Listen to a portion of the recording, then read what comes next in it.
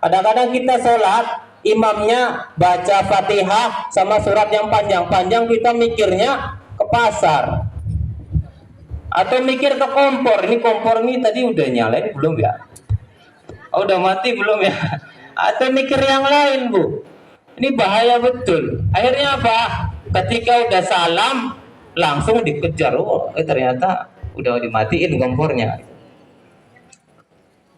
Jadi sia-sia saja amalan kita. Sholat udah capek-capek, imam apalagi kalau imamnya panjang-panjang suratnya. Al-Baqarah belum selesai pula. Wah, itu udah mikirnya kemana-mana tuh. Sampai ada sekarang memang agak unik ya, makanya orang yang imam bacaannya panjang malah disuruh pendek. Ya kalau sekarang suruh pendek aja, kulhu aja lah, jangan panjang-panjang gitu. Syukur-syukur inna ataina ataupun surat-surat pendek yang lain. Padahal apa? Padahal semakin panjang sholatnya itu yang dilakukan Rasul. Dia sholat panjang-panjang. Tapi ada Rasul mengingatkan kepada orang yang sholatnya panjang-panjang disuruh dipendekkan. Lihat kaumnya, lihat jamaahnya udah nenek-nenek yang nggak kuat ya, Bu ya. 5 menit udah lutut udah capek-capek, apalagi kakek-kakek jamaah. Terlihat jamaahnya kalau mau sholat, maka imam sebelum hadap ke depan dia pasti tengok ke belakang dulu. Maka harus tahu asbabun wurud dari hadis tersebut. Makanya orang menganggap kalau sholat jangan panjang-panjang suratnya. Itu kalau nggak lihat asbabun wurud dari hadis itu, pasti ngiranya akhirnya orang mikir, oh kalau imam pendek-pendek aja lah, kayak gitu. Padahal lihat jamaahnya dulu, maka imam harus tengok ke belakang dulu. Ini jamaah santri atau bukan? Kalau santri nggak apa-apa, kalau Ustadz Munir panjang-panjang. Ampu kadang-kadang sholat di sini juga, Bu. Panjang-panjang saja. Walaupun cuma dua halaman nih. Terus gitu. Itu lumayan tuh, Bu. Tapi kalau nenek-nenek kakek-kakeknya cuma lumayan juga. Bapak Ibu yang dirahmati Allah Subhanahu wa taala, maka penting betul, Bu. Di sini apa? Kita mencontoh apa yang pernah dilakukan oleh Rasulullah Muhammad sallallahu alaihi wasallam, khususnya bab salat. Ini baru salat, belum bab yang lain. Bahkan di dalam Quran surat Al-Ahzab tadi, ketika kita bicara tentang asbabun nuzul surat, kita akan menemukan apa? Ada pelajaran yang penting bagi persatuan umat Islam. Ini ibadah ibadah makhluk. Apa itu? Quran surat Al-Ahzab turun ketika apa? Rasul dan para sahabat sedang perang Khandaq. Ada yang tahu perang Khandaq, Bu?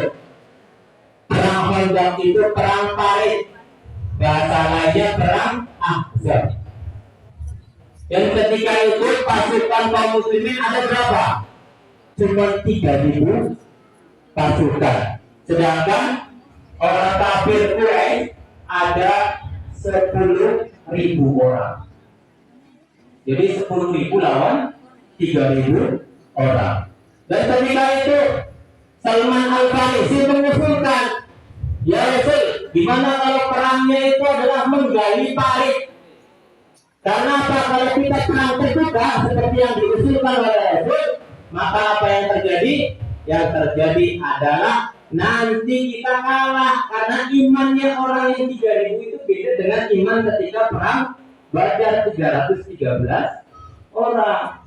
Ketika perang Badar beda keinginannya, karena semakin banyak umat Islam ternyata keimanannya semakin seperti obat nyamuk. Obat nyamuk, Bu. Obat nyamuk kalau dinyalakan kira-kira tambah panjang atau pendek? Tambah pendek dia. Apalagi sekarang miliaran penduduk dunia yang beragama Islam, bisa ngalahin Israel yang cuma ratusan ribu orang. Itu penduduknya cuma ratusan ribu, nggak jutaan, ratusan ribu. Nggak ada yang bisa ngalahin Israel. Heran. Kenapa demikian? Karena semakin banyak umat Islam, banyak orang-orang yang munafik. Maka penting betul tadi salawat di awal untuk menghindarkan kita dari orang-orang yang zalim. Maka itu yang dilakukan oleh Rasul. Akhirnya Rasul menerima usulan Salman Al-Farisi untuk menggali parit. Dan ini dilakukan 6 sampai 10 hari. Menggali parit sejauh apa? Sepanjang 5.500 meter. Tingginya, dalamnya 3,5 meter. Dilakukan oleh 3.000 orang. Bayangin aja, 6 hari sampai 10 hari dalam satu riwayat digali oleh 3.000 orang dan selesai 6 sampai 10 hari. Luar biasa. Dan pada waktu itu perangnya dilakukan berapa lama? Selama 27 hari. Dengan perbekalan yang sangat minim, ngepas banget. Tapi apa? Karena karamah dari Rasul atas izin Allah. Jadi ketika para sahabat lagi pada lapar itu, lagi pada lapar mereka, karena apa? Tenaga udah habis dari parit belum selesai digali. Tiba-tiba ada satu sahabat yang punya makanan di rumah. Dia mau membeli kambing dan roti.